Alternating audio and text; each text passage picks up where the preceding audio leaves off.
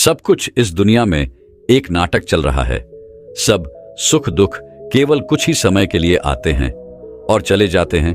इसलिए इन सुख दुखों को भुलाकर हमेशा परमानंद में स्थित कैसे रहना है, यही हम आज एक प्रसिद्ध भिक्षु की कहानी के माध्यम से जानेंगे।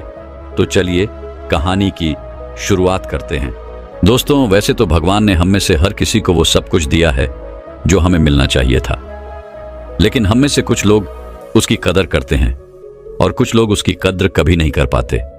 और कुछ तो ऐसे भी होते हैं कि उनके पास जो कुछ भी है वो उसका बखान करते थकते नहीं, यानी कि अपने मुंह से ही अपनी बढ़ाई करते कभी नहीं थकते। तो अगर आप भी उन्हीं में से एक है या फिर आपके मित्रों में से कोई एक ऐसा व्यक्ति है, तो दोस्तों आज की यह कहानी आपके लिए बहुत ही ज्यादा मजेदार होने वाली है। हालांकि थोड़ी सी लंबी जरूर होगी, लेकिन यकीनन आपको आपके सभी सवालों के जवाब जरूर मिलेंगे। बहुत समय पहले की बात है। एक राजा जिसके पास इतनी धन दौलत थी कि अगर वो हर रोज दान किया करता या फिर उसे बांटा करता तो भी उसकी दौलत कभी खत्म नहीं होती। एक बार उस राजा ने अपने जन्मदिन पर एक बहुत ही बड़ा महोत्सव रखा और सभी लोगों को उसमें आमंत्रित किया। राज्य के सभी लोग वहां पर आए हुए थे। जो लोग जो कुछ भी मांग रहे थे वो उन्हें दिया जा रहा था। लोग राजा की जय जयकार रहे थे, राजा की प्रशंसा हो रही थी।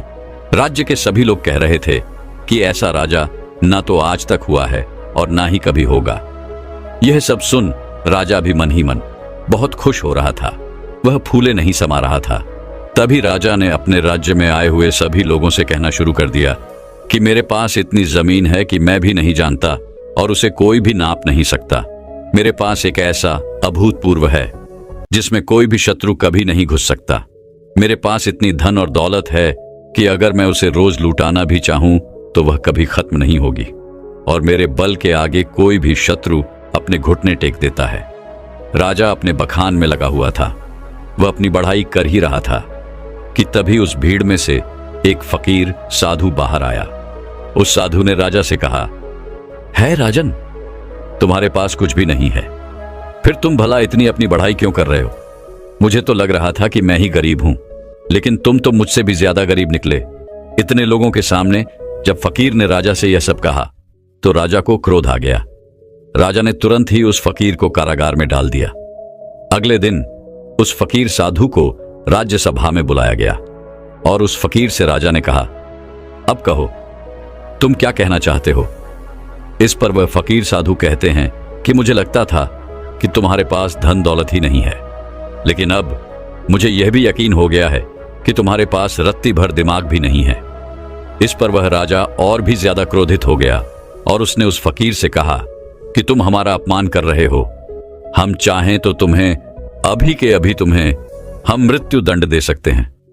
इस पर वह फकीर मुस्कुराने लगे और राजन से कहा, है राजन, किसी को कुछ देने के लिए हमारे पास भी कुछ होना चाहिए, लेकिन तुम्हारे पास तो कुछ भी नहीं है, तो फिर तुम भला मुझे क्या दे सकते हो?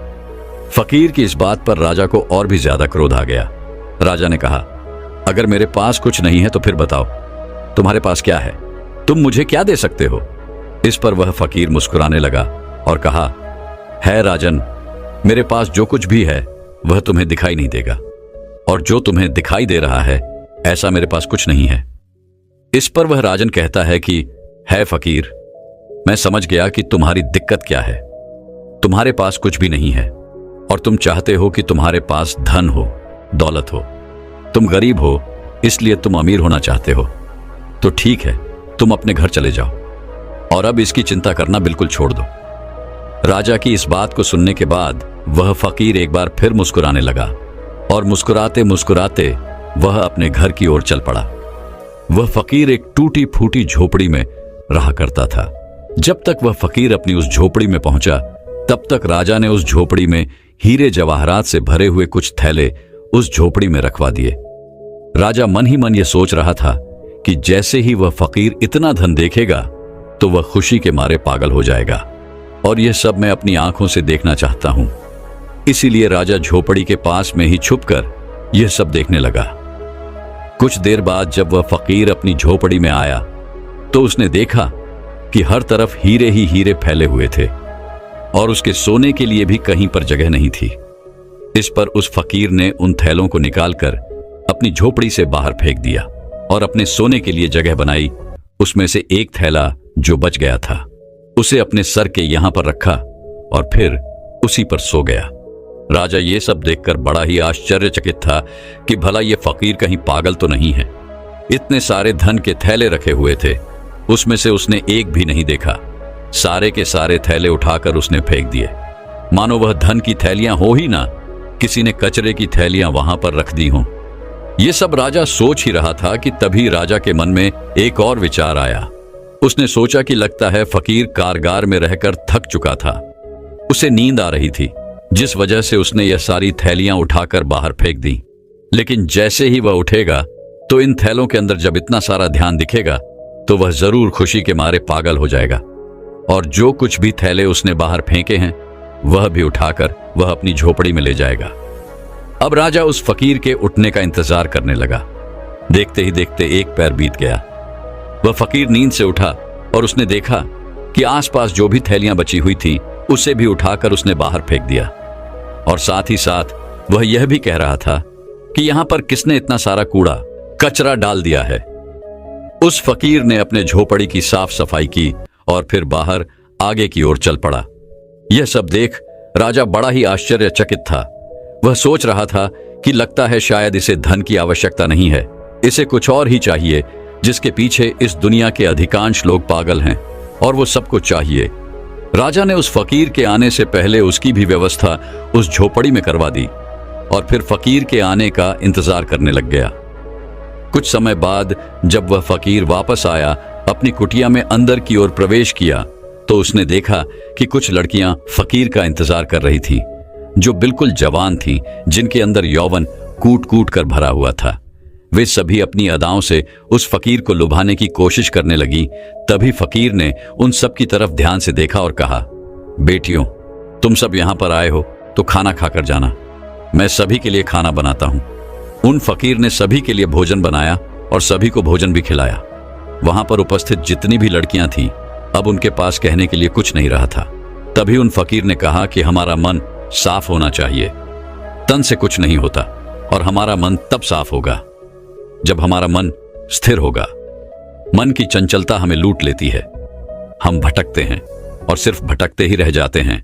लेकिन अगर मन शांत होगा, स्थिर होगा, तो हम उन ऊंचाइयों को पा सकते हैं जिसकी आपने कभी कल्पना भी नहीं की है। सभी लड़कियों ने एक एक करके उन फकीर का आशीर्वाद लिया और वहां से चल पड़ी, मानो वो सभी लड़कियां अपने पिता से मिलकर घर वापस जा रही हों। राजा ये सब देख रहा था और उसे ये सब देखकर बड़ा ही आश्चर्य हुआ।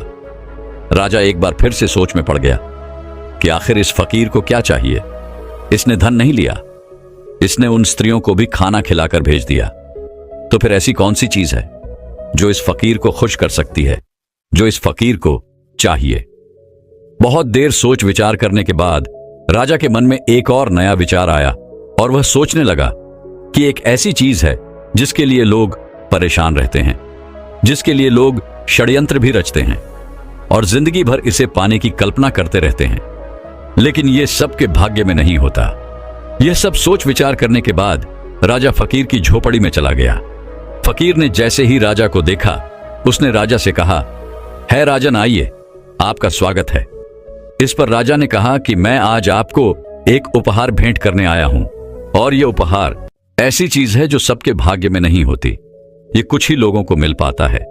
इसके लिए लोग लड़ते भी हैं, मरते भी हैं और षड्यंत्र भी करते हैं, और फिर भी यह उनके नसीब में नहीं होता।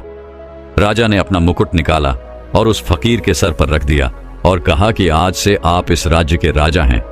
इस पर वह फकीर मुस्कुराने लगा और कहा, है राजन, आप खुद इतने कंगाल हैं कि आपके पास ले दे करके बस यही तो एक चीज बची हुई है। अगर आप वो भी मुझे दे देंगे तो भला आपके पास क्या बचेगा। इस पर वह राजा और भी क्रोधित हो उठा, उसके अहंकार को ठेस लग गई। राजा ने क्रोधित होकर कहा, तुम एकदम मूर्ख हो, तुम्हारे पास खुद तो कुछ है नहीं और मैं तुम्हें देने की कोशिश कर रहा हूं तो वो भी तुम नहीं ले रहे हो और मुझे कंगाल बता रहे हो। मैंने तुम्हें सुख देने की इतनी सारी कोशिशें की, लेकिन सारी की सारी नाकाम रही। अब मुझे समझ में आ गया है कि तुम इसी कंगाली में जीना चाहते हो, तुम्हें यही कंगाली पसंद है। राजा के मुख से यह शब्द सुनते ही वह फकीर जोर से हंस पड़ा और कहा, जिसे तुम परम सुख बता रहे हो वो परम सुख नहीं बल्कि परम दुख है।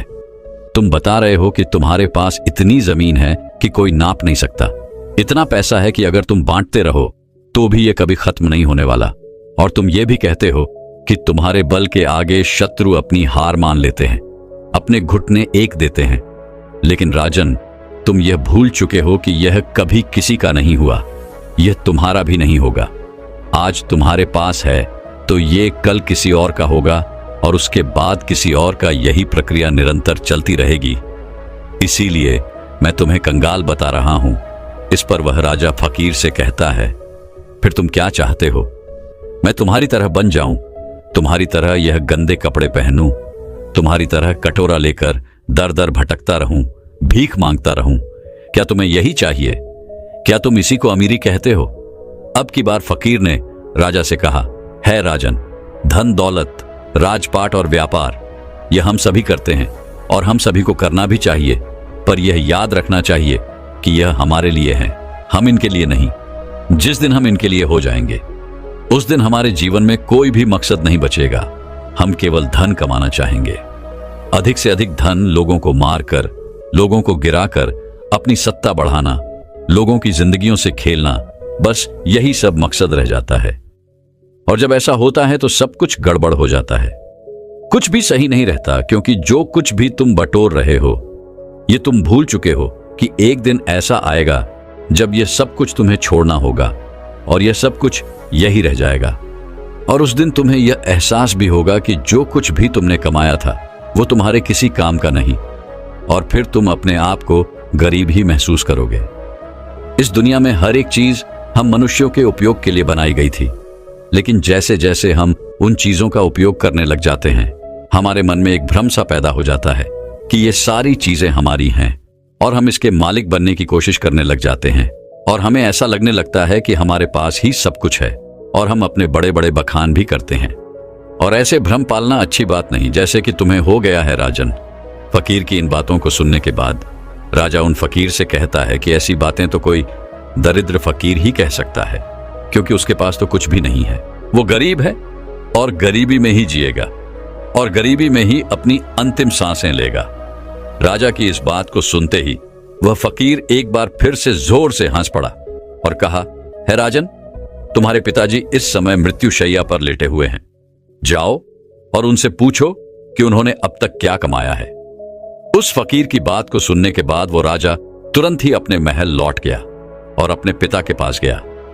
वहां उसने देखा कि उनके पिता की तबीयत काफी ज्यादा खराब हो चुकी थी। राजा ने अपने पिता से पूछा, पिताश्री, मैं आपसे यह जानना चाहता हूं कि आपने आज तक क्या कमाया है, आपने आज तक क्या क्या इकट्ठा किया है। इतना बड़ा राज्य है, इतनी धन, इतनी दौलत है, इतना यश है, और मेरे जैसा एक पुत्र भी है। क्या आपने यह सब कमाया है? अपने बेटे की बात को सुनने के बाद राजा के पिता ने कहा, बेटा, जब तक मेरे हाथ पैर सही सलामत थे, काम कर रहे थे, तब तक मुझे भी ऐसा ही लगता था। लेकिन आज जब मैं इस हालत में हूं और मुझे यह भी पता है कि बहुत ही जल्द मैं मृत्यु को प्राप्त हो जाऊंगा, तब मुझे ऐसा लग रहा है कि जैसे आज तक मैंने कुछ भी नहीं किया। मैं अपने आप को बिल्कुल खाली महसूस कर रहा हूं। जो कुछ भी मेरे पास है उसमें लालच है, षड्यंत्र है, क्रूरता, बेईमानी, धोखेबाजी। वास्तविकता में यही सब लिप्त मैंने कमाया है। यही है जो कुछ मैंने अपने पूरे जीवन में कमाया है और इसी को इकट्ठा किया है।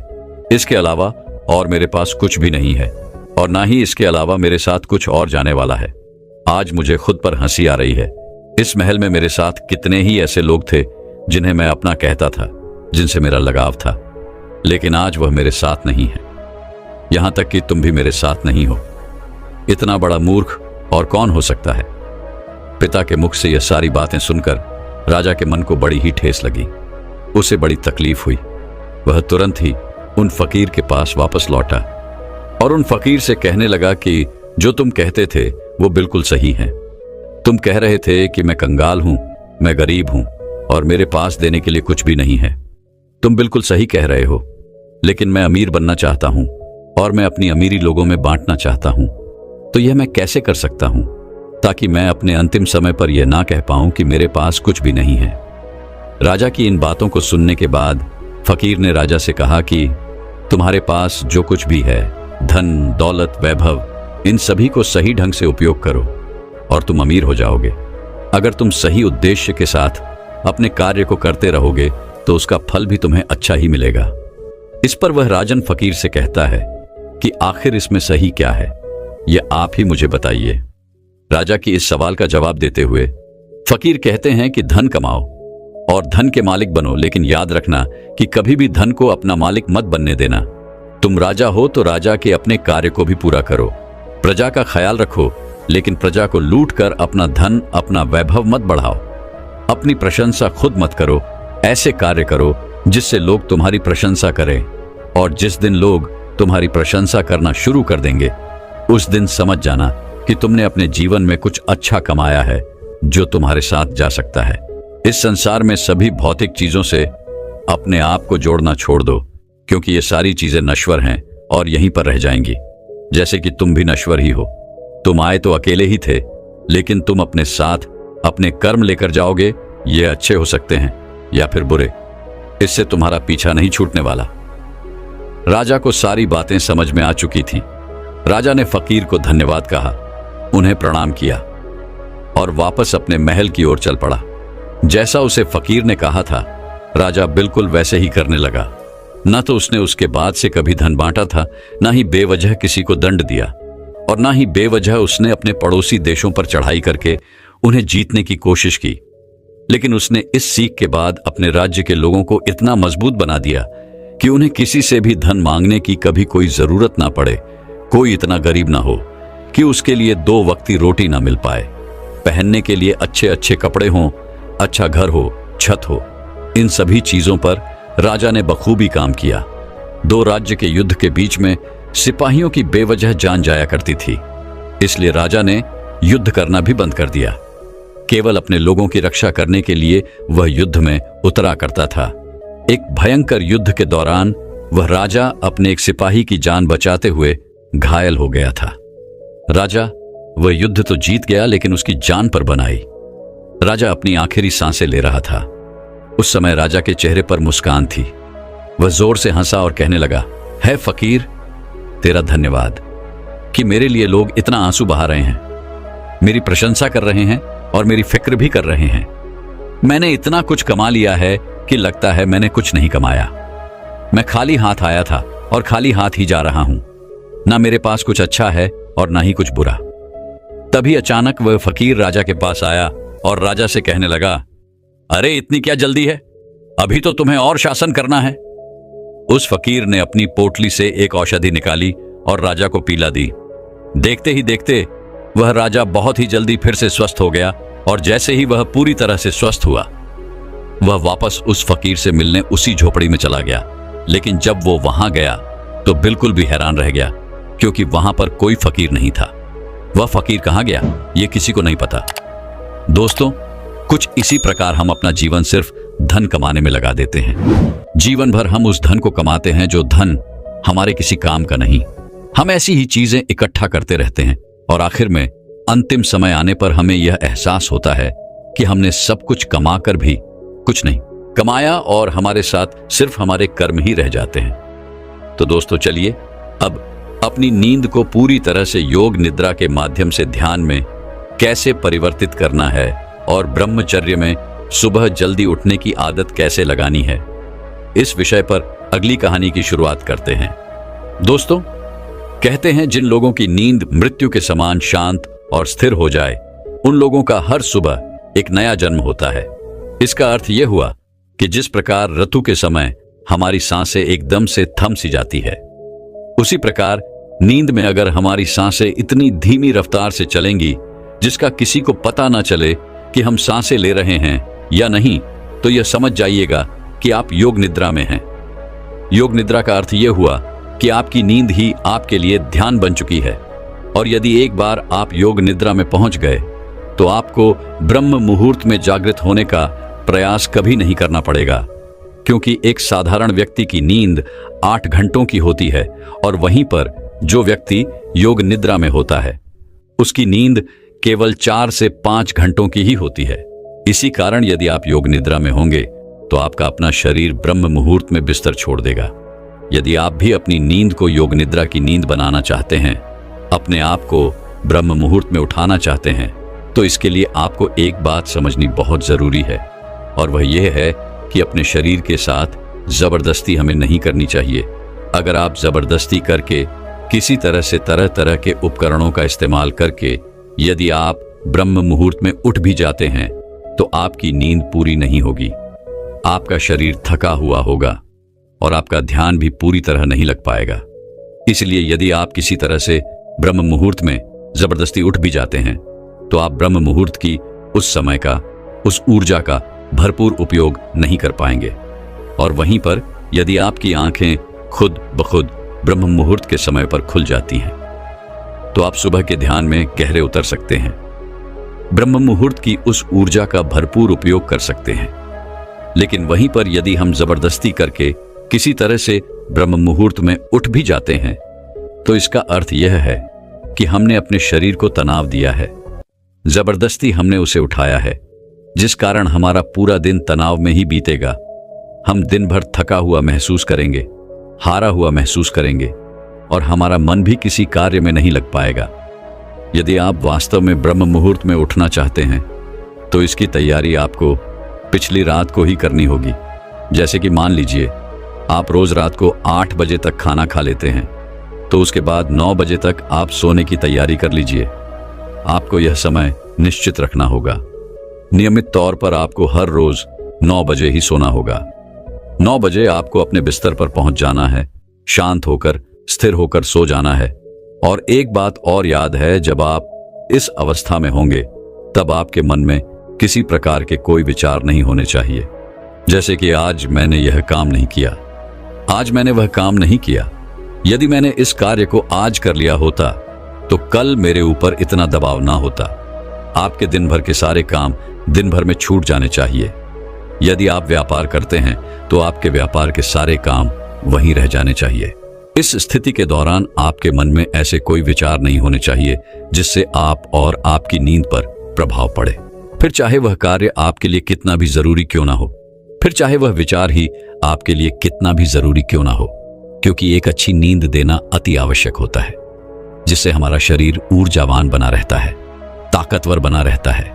गहरी नींद के मुकाबले और कोई काम जरूरी नहीं होता, क्योंकि अत्यधिक धनी से धनी लोग भी धन तो बड़ी सरलता से कमा लेते हैं, लेकिन वह उसे अपने लिए रातों की नींद नहीं खरीद सकते।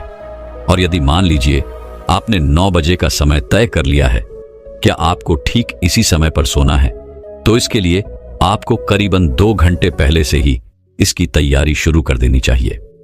यदि आप ऐसा सोचते हैं कि मैंने 9 बजे ही भोजन कर लिया और 9 बजे ही मैं बिस्तर पर चला जाता हूं और उसके बाद मुझे गहरी नींद आ जाएगी, तो यह आपका वहम है। क्योंकि यदि आप सच कुछ योग निद्रा का आनंद लेना चाहते हैं, इसे अपने जीवन में उतारना चाहते हैं, तो आपको करीबन 2 घंटे पहले से इसकी तैयारियां शुरू कर देनी चाहिए। इसके लिए आप जितना जल्दी भोजन कर लेंगे उतना अच्छा है। मान लीजिए कि आप 9 बजे सोना चाहते हैं, तो आप करीबन 7 बजे भोजन कर लें, जिससे आपको आपके खाने को पचाने के लिए थोड़ा समय मिल पाएगा। लेकिन क्या आपने कभी यह देखा है कि जैसे ही हम खाना खाते हैं उसके कुछ देर बाद ही हमें नींद आने लगती है?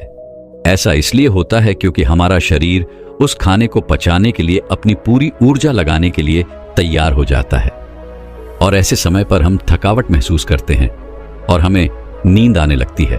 और ऐसे समय पर हमारे शरीर को अत्यधिक आराम की आवश्यकता भी होती है, और जब हम सो जाते हैं तो नींद में हमारा शरीर यूं ही काम करता रहता है। वह उस खाने को पचाने में जुटा रहता है जो हम सोने से पहले खाकर सोए होते हैं। इसीलिए आप रात्रि का भोजन जितनी जल्दी कर लेंगे उतनी ही जल्दी आपका भोजन पच जाएगा और आप एक गहरी नींद ले सकेंगे। आयुर्वेद के हिसाब से हमें रात्रि का भोजन सूरज के ढल जाने के पहले करना चाहिए, और आयुर्वेद में यह भी कहा गया है कि रात्रि का भोजन जितना हल्का होगा उतना ही हमारा शरीर ऊर्जावान होगा, उतनी ही जल्दी हमारा शरीर उसे पचाने में सक्षम होगा। इसलिए हमेशा कोशिश करें कि रात्रि में हमेशा हल्का भोजन करें। लेकिन आजकल हम में से अधिकांश लोग तरह तरह के तरल पदार्थों का इस्तेमाल करते हैं, तरह तरह के तेलों का इस्तेमाल करते हैं, ताकि वो अपने खाने को और भी ज्यादा स्वादिष्ट बना सकें। लेकिन इससे हमारे खाने को पकाने में और भी ज्यादा समय लगता है, और जिस भोजन को पकाने में जितना ज्यादा समय लगता है वह भोजन उतना ही ज्यादा पचने में भी समय लेता है। और इसी के विपरीत जिस भोजन को पकाने में कम समय लगता है वह भोजन उतना ही हल्का होता है और हमारे शरीर के लिए उतना ही ऊर्जावान भी होता है। हमारा शरीर इस भोजन को बड़ी आसानी से पचा लेता है और हमारे शरीर को भरपूर ऊर्जा जल्द से जल्द प्रदान कर पाता है। अगर हम कुछ उदाहरण लें तो आपने देखा होगा, आटे की रोटी बनाने में हमें थोड़ा समय लगता है और जब हम इसका सेवन करते हैं तो इसे हमारा शरीर पचाने में भी भरपूर ऊर्जा का इस्तेमाल करता है। वहीं पर यदि चावल की बात की जाए तो इसे पकाने में कम समय लगता है और ये बहुत हल्का भी होता है और इसे पचाने में हमारे शरीर को मेहनत भी बहुत कम करनी पड़ती है, जिससे हमारे शरीर की ऊर्जा बहुत कम खपत होती है। इसी प्रकार खिचड़ी, चावल, उबली हुई सब्जियां, ये सब हल्के खाने में आते हैं और वहीं पर रोटी, घी, तेल इत्यादि ये सारे भारी खाने में आते हैं, जिन्हें पचाने में हमारे शरीर को अत्यधिक ऊर्जा लगानी पड़ती है और हमारे शरीर को इसे पचाने में अत्यधिक समय भी लग जाता है। और आप लोगों ने यह भी देखा होगा कि जब हम में से अधिकांश लोग भारी भोजन करते हैं तो उन्हें नींद बहुत देर तक आती है, अर्थात वो बहुत देर तक सोते रह जाते हैं, क्योंकि इसे पचाने में अत्यधिक समय लगता है, अत्यधिक ऊर्जा नष्ट होती है। इस कारण हमारा शरीर थक जाता है और उसे आराम की भी अत्यधिक आवश्यकता होती है और इसी कारणवश हमारे शरीर में तरह तरह की बीमारियां भी उत्पन्न होने लगती है। लेकिन आजकल हम लोगों को यही नहीं पता होता कि हमें किस तरह का भोजन करना चाहिए। आप में से अधिकांश लोग रोज सुबह सुबह या शाम के वक्त व्यायाम करने जाते होंगे, अच्छा शरीर बनाने के लिए, अच्छा और सुडौल दिखने के लिए, जिससे आपका शरीर बलवान हो, ऊर्जावान दिखे। लेकिन इसके लिए आप भारी भोजन भी करते हैं। इससे आपका शरीर ऊर्जावान और सुडौल तो दिखता है, लेकिन शरीर की वह प्राकृतिक ऊर्जा, वह प्राकृतिक स्फूर्ति और प्राकृतिक ताजगी हमेशा के लिए नष्ट हो जाती है। इसलिए कहा जाता है कि शरीर का बलवान होने से ज्यादा मजेदार है मन का आनंदित होना। यह बात बिल्कुल सच है कि हर एक मनुष्य को व्यायाम करना चाहिए, जिससे उसका शरीर स्वस्थ और सुडौल बना रहता है, रोग मुक्त रहता है। लेकिन हमें उतना ही व्यायाम करना चाहिए जिससे कि हमारा शरीर थके ना और हमारे शरीर को कम से कम आहार की जरूरत पड़े, जिससे हमारा शरीर प्राकृतिक तौर पर ऊर्जावान बना रहता है। आपने खुद इस चीज का अनुभव किया होगा जब आप में से अधिकांश लोग व्यायाम करते होंगे और जब आप किसी दिन जरूरत से ज्यादा या फिर यूं कहें कि कुछ कठिन व्यायाम कर लेते हैं तो आपका शरीर अत्यधिक थक जाता है और आपकी नींद की अवधि भी बढ़ जाती है। इसी कारणवश हमारे शरीर को ज्यादा आराम की जरूरत पड़ जाती है और हम इस पर ध्यान नहीं दे पाते। इसीलिए जब अगले दिन हम उठते हैं तो हमारा शरीर थका हुआ महसूस होता है, हमारे शरीर के अंदर हमें ऊर्जा कम महसूस होती है। लेकिन जो व्यक्ति समझदार हैं वो लोग यह जानते हैं कि हम चाहे शरीर के लिए कितना भी व्यायाम क्यों ना कर ले, इसे चाहे कितना भी बलवान क्यों ना बना ले, लेकिन एक ना एक दिन तो इसे मिट्टी में मिलना ही है। और यही बात यदि हम अपने मन को समझाने में सफल हो जाते हैं तो इससे बड़ी जीत हमारे लिए और कुछ नहीं हो सकती, क्योंकि मन को समझाने से बड़ा काम इस दुनिया में कुछ हो ही नहीं सकता। जो व्यक्ति अपने मन पर काबू पा लेते हैं उसे समझाने में कामयाब हो जाते हैं। समझ लीजिए कि उन्होंने अपने जीवन पर विजय प्राप्त कर ली, उन्होंने अपने आप पर विजय प्राप्त कर ली, क्योंकि हमारा मन ही हमें भटकाता है, हमारा मन ही हमें लुभाता रहता है, हमारा मन ही दूसरों को प्रभावित करने में लगा रहता है। जैसे कि हम में से अधिकांश लोग व्यायाम इसलिए करते हैं ताकि उनका शरीर सुडौल और बलवान दिखे और वह लोगों को प्रभावित कर सके। जैसा कि आजकल हम सभी तरह तरह के विज्ञापनों में देखते रहते हैं, उसे देखकर हमारा मन भी उसी तरह काम करने लग जाता है, क्योंकि हमने हमेशा से तरह तरह के कलाकारों को देखा है जो अपने शरीर को सुडौल और आकर्षक बना लेते हैं। हमारा मन भी उसी पर काम करता है, हमारे मन को भी वही चाहिए, हमारे मन को भी लोगों को प्रभावित करना है, जिस कारण हम भी उसी राह पर चल पड़ते हैं। लेकिन हम कभी ये नहीं सोचते कि अगर हमारा समाज साधु संतों, ऋषि मुनियों की तरह मन को आकर्षण बनाने में ध्यान देते तो शायद हम व्यायाम से कहीं ज्यादा ध्यान को देते। उसे महत्वपूर्ण समझते खैर हम अपने विषय की तरफ आगे बढ़ते हैं। रात्रि को करीबन 7 बजे के आसपास आपको भोजन कर लेना है और यह भोजन हल्का होना चाहिए। उसके बाद आपको अपने शरीर को शांत और स्थिर बनाने की कोशिश करनी है, क्योंकि इस दौरान आपके पास कोई और काम नहीं होना चाहिए।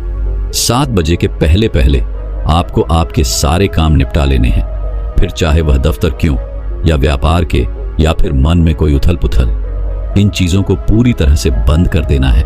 और 7 से 9 बजे के बीच का यह जो वक्त है, इसका हमें भरपूर उपयोग करना है, अपने मन को शांत करने के लिए, स्थिर करने के लिए, विचार मुक्त बनाने के लिए। और इसके लिए चाहें तो आप रात्रि के बाद स्नान भी कर सकते हैं, और स्नान करने के लिए आप चाहे तो हल्के गुनगुने पानी का भी इस्तेमाल कर सकते हैं।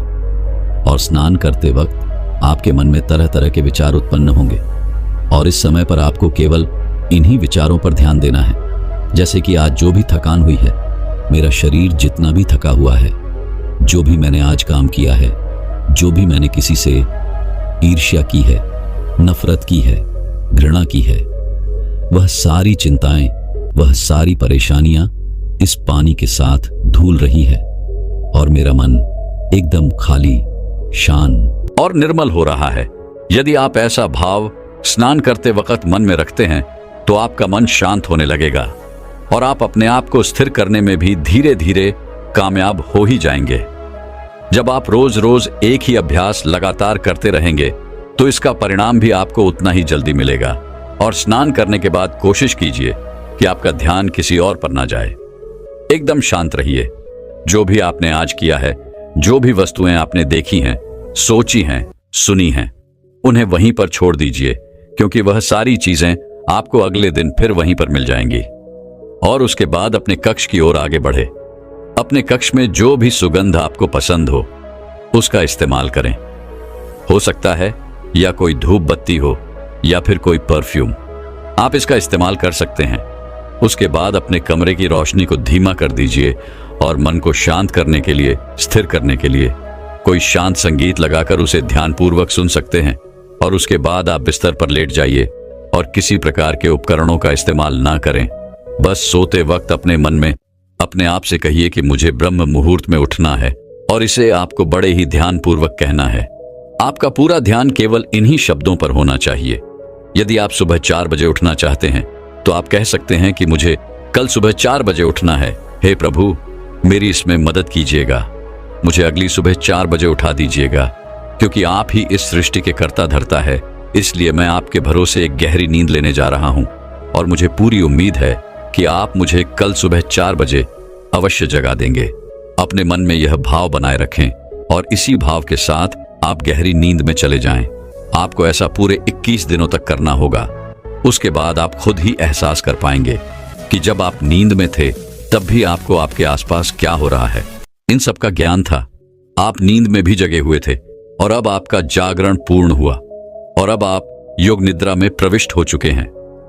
आप यह भी एहसास कर पाएंगे कि जिस नींद को पूरा होने में 8 से 10 घंटे लगा करते थे, और उसके बाद भी जब हम अगली सुबह उठते हैं तो हमारा शरीर थका हुआ और बीमार सा महसूस होता था, अब वही नींद केवल 4 से 5 घंटों के अंदर पूर्ण हो जा रही है।